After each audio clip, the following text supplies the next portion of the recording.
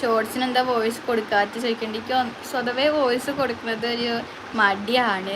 അതുകൊണ്ടാണ് ഈ വോയിസിന് ഷോർട്സ് കൊടുക്കാതെ സോങ് കൊടുക്കണം. ഇപ്പോൾ ലോങ് വീഡിയോയ്ക്കും ചെറുതായിട്ട് സോങ് തുടങ്ങിയിരുന്നു ഞാൻ. എനിക്ക് എന്താ വെച്ചാൽ എൻ്റെ സൗണ്ട് ഞാൻ തന്നെ ആ വീഡിയോ കേൾക്കുമ്പോഴേക്ക് ചിരി വരും. അതുകൊണ്ട് ഞാൻ വോയിസ് ഇടാത്തത്. സോങ് അയച്ചാൽ നമുക്ക് കുഴപ്പമില്ലല്ലോ, കേൾക്കാലോ എപ്പോൾ കാണിച്ചാലും.